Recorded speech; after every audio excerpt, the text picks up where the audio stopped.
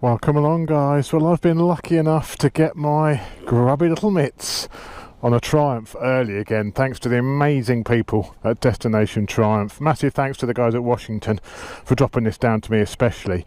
But never mind that. This is the brand new Triumph Tiger-900. This is the GT Pro version, which is the one which is fully loaded, all the bells and whistles. We've got a dry day. We're going to go out and have a bit of fun on this machine now, but I can tell you, it's an absolute beauty.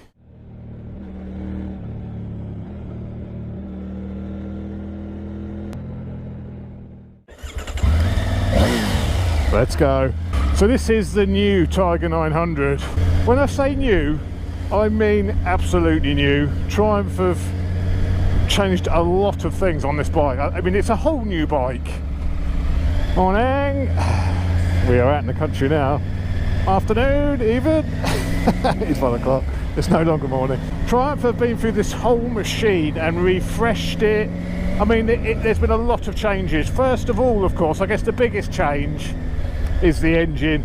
So the engine has increased in capacity. It's now a 900 or an 888, if we're going to be absolutely correct about this. So it's increased in capacity by 88cc, probably really because of Euro 5 and all those restrictions that affect the power delivery, because even though this bike has increased by 88cc, the power output is exactly the same as the 800 version, as the old version. It makes 94 brake horsepower, but what has increased is the torque.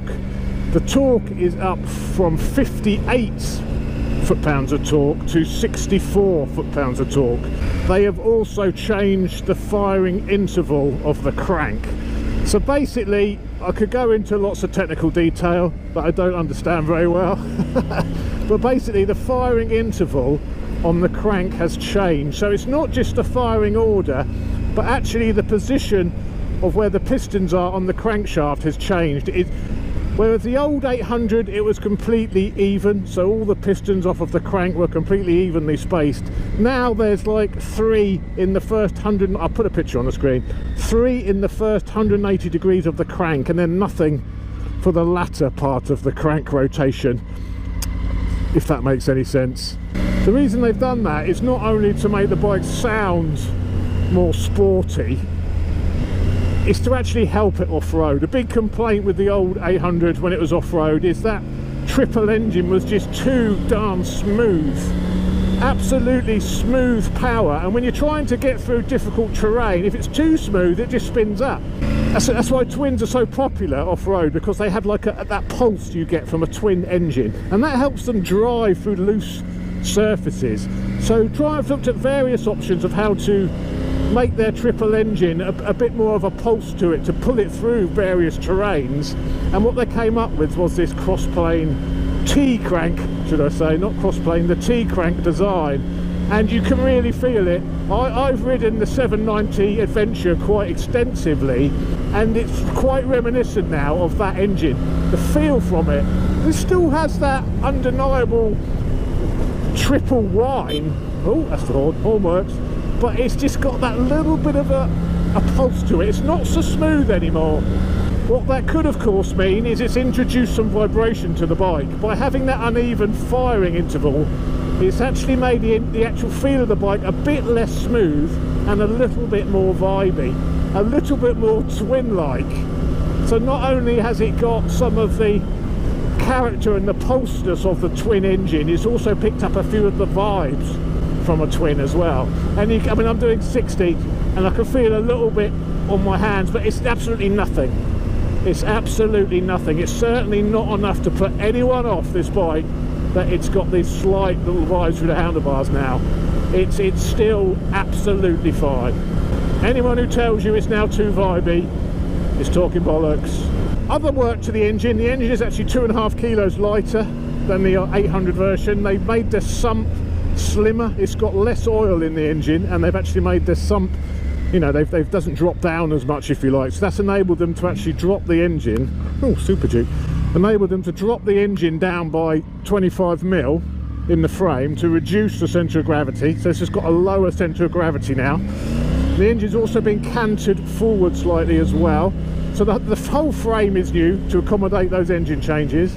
The suspension's changed, the chassis changed, the styling's changed, the equipment levels have changed. The whole thing, I don't think there's anything which is the same as the old bike. The old versions of the Tiger were quite confusing, like the XCA. I didn't really understand what model was what by the naming of them. They've tried to simplify it now. So there's still a fair few different versions of this bike, but they're a bit more obvious. So there's the base Tiger-900, which is the absolute base model. That starts at £9,500. An unbelievable price, £9,500. Then you've got the GT version, which adds things like, you know, some rider modes, a 7-inch TFT screen, and some other bits and bobs go onto the GT, the cruise control, the heated grips, things like that. And then you have the GT Pro, which is still the road focused version, but then they add things like the quick shifter and the blipper, the electronic rear shock, so you can adjust it for preload as well as dampening and rebound. Also rider and passenger heated seats. As you can see, the GT Pro, this version, is fully kitted. It's got everything on. The only thing it doesn't have is keyless ignition, but that's no bad thing, because who likes that anyway? Let's get past this joker.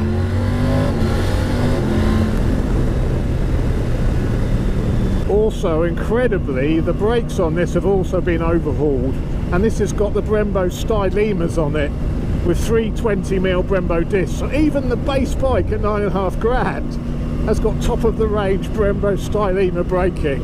To ride the bike, I mean, I've just jumped on this, and when you first get on it, it's actually not a particularly sporty riding position. It's not as sporty as the GS 1200. Your feet are a bit further forward, your knees are sort of at a 90-degree angle. It's very reminiscent actually of the Suzuki V-Strom. The Suzuki V-Strom 1000. That's what it reminds me of, the position of it, which is nothing wrong with that. It's just not quite as sporty as some of the other adventure bikes, like the 1290 Adventure. That's a bit more sporty. Even the 790 Adventures have got a slightly more sporty riding position. This one is definitely about comfort. It's a very comfortable position. And it's the same with the front end. The front end feels like it's quite a long way away from you, and it's got quite a long wheelbase, and you're sat back a little bit. I mean, it's definitely a bike you want to use the rear brake to sort of set yourself up for corners. You know, it's not a sporty feel as some of the other bikes, some of the other adventure bikes. But horses for courses, I think this is a more comfortable position. I'm 6'2", 18 stone. I feel very comfortable on this bike. The bars are very wide. The seat is actually quite low. It has an 810mm seat. So the seat is lower than the 790 Adventure, and they also do a low seat version of this bike, which isn't just the seat's got some padding, less padding in it. It's actually a different subframe and stuff as well. And on the low seat version, I think it's 50mm lower than this version, which is already only 810. So it's not a massively tall bike. So again, trying for catering for the slightly shorter rider, the vertically challenged. When I open it up, I can very much feel that pulsing. As I say, very reminiscent of the 790 Adventure. Bit of water. Woo! It has lost a little bit of that smoothness. I mean, I have taken the Tiger-800 off-road before.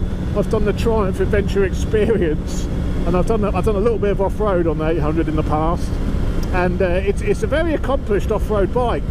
This one should be even better, because the bike is actually about 5 kilos lighter than the older model. As I mentioned, there's 2.5 kilos saved on the engine alone. There's another 5 kilos in the bike. It starts at 194 kilos, whereas the old model was 200 kilos. This GT version is a little bit heavier because you've got things like the centre stand, the heated seat, you know, that all adds extra weight. And I think this one is 196 kilos with all those extras. The blipper and quick shifter are incredibly good. Incredibly smooth at any sort of revs. They seem to be amazing at. Like I say, they're standard on the Pro version, they're not on the standard GT, so They're standard on the Pro and they are very good. What I do like about the Tiger is they give you two versions of the bike. So you've got the road focus versions, which have the 19-inch front wheel, which makes the bike handle so much better on the road. And then they have the rally versions, which have the 21-inch spoked wheels, which of course they're more for going off-road. They're not making really much pretensions at this version. You can do the odd gravel lane on it and stuff. It's got an off-road mode to select, but they're not they're not selling it as an off-road bike, which I like, because who really takes their adventure bikes off-road? There's not many people. There's not many take their expensive adventure bikes off-road, so why give them a 21-inch front wheel as standard when that compromises the handling? I'd much rather prefer to have the 19-inch and have a separate range of bikes with the 21 on, or have the 21 as an option. Front brake is very good, but with this style you do most of your braking on the rear, so those Stylema front end is almost a little bit wasted on this, I feel, because it's definitely a rear braker for setting it up for the corners. This also has different suspension for this year. Gone is the WP suspension, and in with Marzocchi forks and rear shock. I don't know if that is a cost-cutting exercise, but it's a change to Marzocchi, which is unusual, I think. The rear shock, the electronic rear shock on the Pro version, is adjustable for preload in 4 different modes. You can select whether you've got luggage, whether you've got a pillion. You know, it's that sort of setup where you select what you've got. Very similar to the 900, the F900 I rode the other week. So I've done the same thing. I've got it set for a rider with some luggage because of my extra bit of luggage around the middle. When we do the walk around, I'll go through the screen a little bit of detail on the screen. This is the latest Triumph TFT, and it has this rather strange rev counter arrangement that I'm really not sure about. It's the same as what's on the new Street Triple, and I must say I don't like that layout. It's not clear to see what the rev counter is doing. So I know there is some different styles you can choose, but they're all based on that rather strange rev counter layout, which I'm not a massive fan of. But apart from that, it's a very, very nice dashboard. Not as nice as the BMW one, I fancy. I think I prefer the look and the feel of the BMW one a little bit over the Triumph. Let's see. Also got cornering ABS, which does come in handy. Stylema calipers in action there. Oh yes sirree. I haven't got the heated grips on. Are you mad? Get those heated grips on. The grips have 3 different levels of heat. The seat also has 3 different levels of seat, and I'm pleased to say the seat has its own button on the switchgear, so you haven't got to go fighting through the menus. Actually, I've got the rear passenger seat on as well. There's a little switch on the back here. I'll show you the walk around, so the passenger has their own control over the rear seats. I can't find it. I'll turn it off when I stop.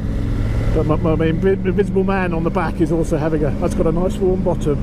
The tag size has also increased now to 20 litres.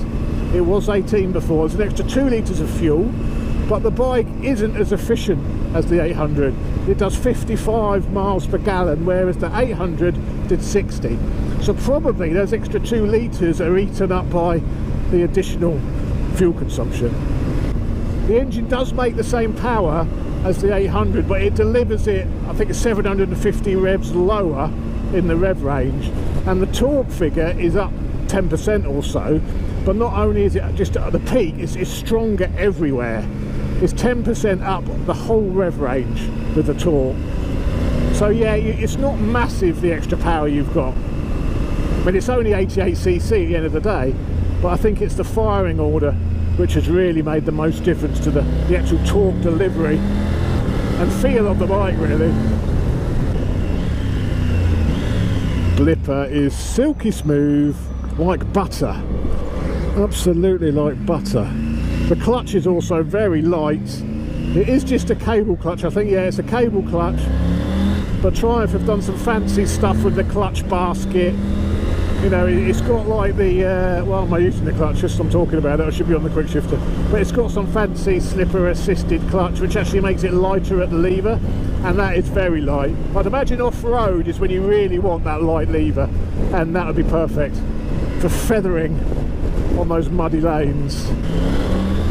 Woo-hoo. It's got plenty to go.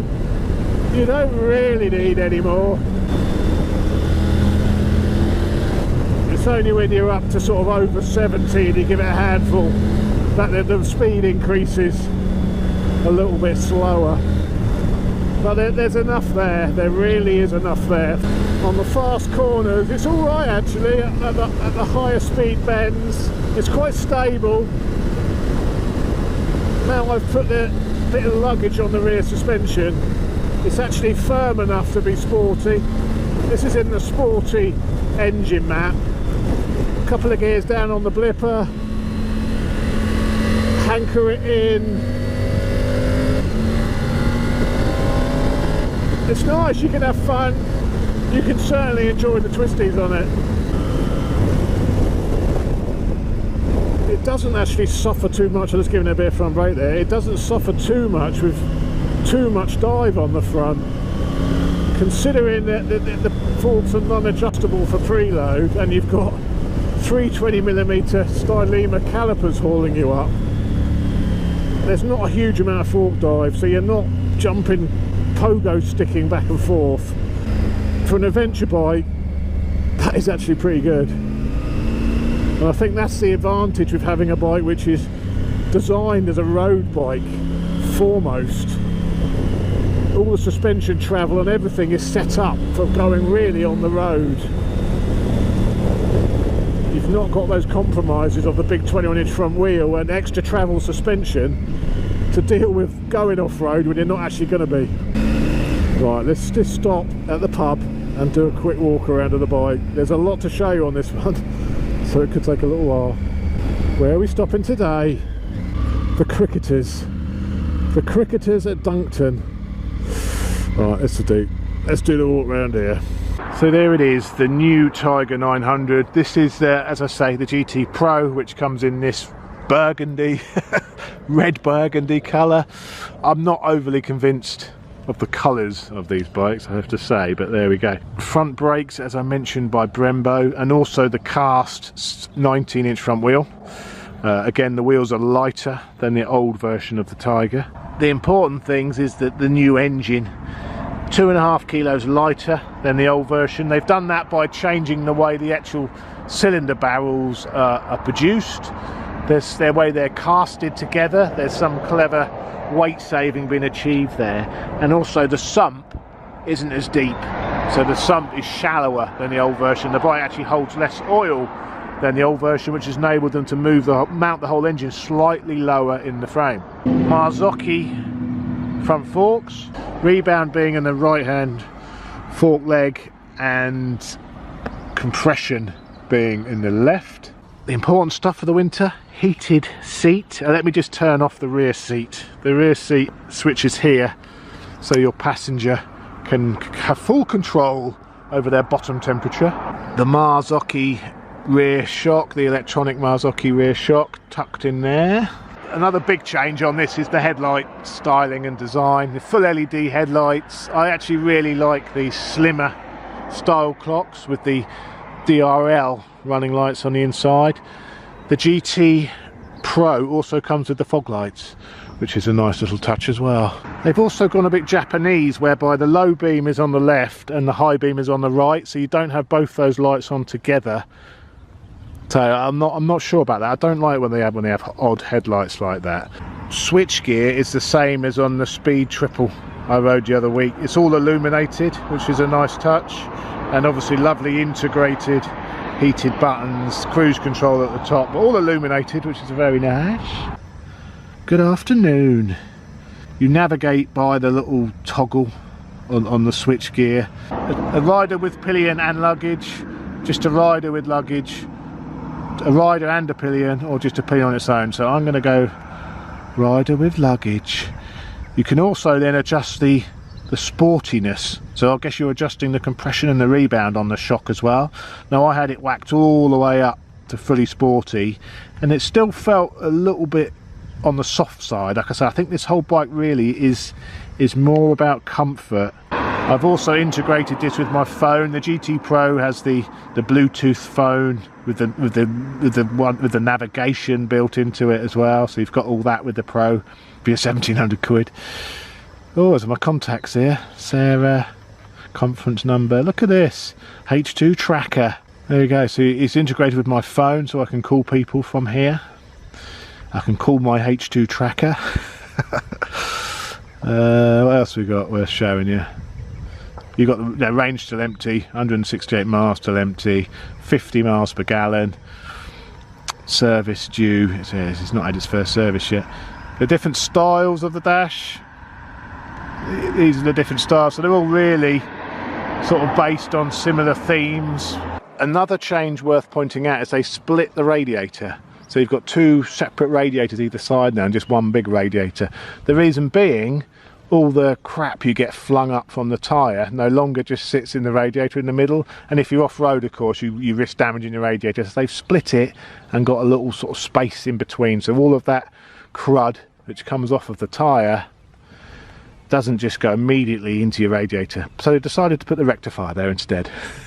Under the seat you've got a little compartment to keep your phone in, which looks like it has a charger as well. It's quite a nice little touch, so you can keep your phone safe, but you're not going to get much else under there. You're not going to get your sandwiches in. But I think that is about it. So let's jump back on. I must admit I'm quite enjoying the heated seat. I've got lovely warm buttocks. Lovely, got toasty hands, warm buttocks. What more could you ask for? Everywhere is flooded. Look at the flood. Look at the flooding here. Sorry, just have to interrupt you. That is a field, not a lake. That is a field. The amount of rain we've had is just incredible. Now I've got the 360 camera up high, you'll probably be able to have a good look in here, but look, this is the river. This is the river. Look at it. Completely bursting. It's like a torrential stream. You could go white water rafting down there. Oh, it's so much rain we've had, and I bet come summer they'll be moaning there's a water shortage. We bloody better get a decent dry summer with all this rain we've had. Alright, let's sneak through here.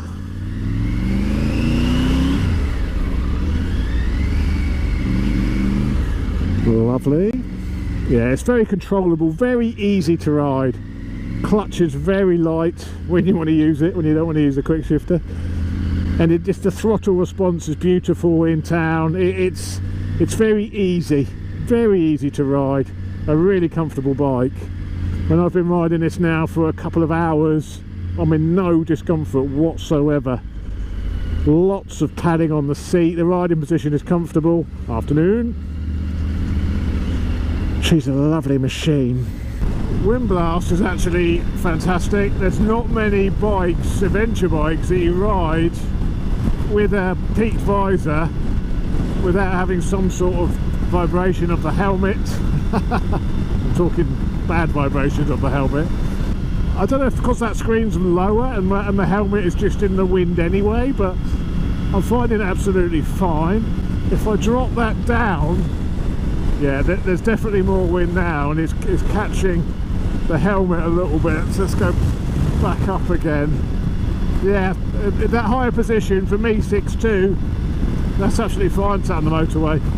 The wind is about here, so just literally just above the peak of my helmet. Cruising from the engine, it's doing just a tad over 4,000 revs. I could just about make that out on that display in this mode, but just over 4,000 revs at 70 miles an hour. Well, there we go guys, that is about it really. That's the first little look at the new Tiger-900. I'm impressed with it. It's lovely. I think the changes they've made to the engine with the crank changes, I think it has given it a bit more character. I know some people will complain adding vibrations to a bike does not add character. It's a negative thing. It's not a positive thing. It depends how you want to use the bike. I think Triumph wanted to make this more of a serious off-road machine, and it was pretty serious. Now it's even more serious, and it also has added character. I don't mind a few little vibes. I like twins. You don't want those vibes to be excessive, and they're certainly not excessive. But the bike is great. The changes they've made, the updates they've done to this bike are all positive. I don't think there's anything negative I could say about this bike considering the changes they've done. There is a launch for this bike on the 21st of March at Destination Triumph. I'm going to be going to the Washington branch, so if you want to come down, say hello, see this bike, go for a test ride. I'm going to be there from 12 till 3 the 21st of March at Destination Triumph at the Washington branch, which is near Worthing, Arundel sort of way out in the countryside. Have a look at Destination Triumph's website, you can see exactly where it is, but I'll be there from between 12 and 3 o'clock. Come along, say hi, and I'll see you there. Take care guys, ride safe, enjoy the spring which is round the corner, I'm sure it is, and I'll speak to you next time. See you later.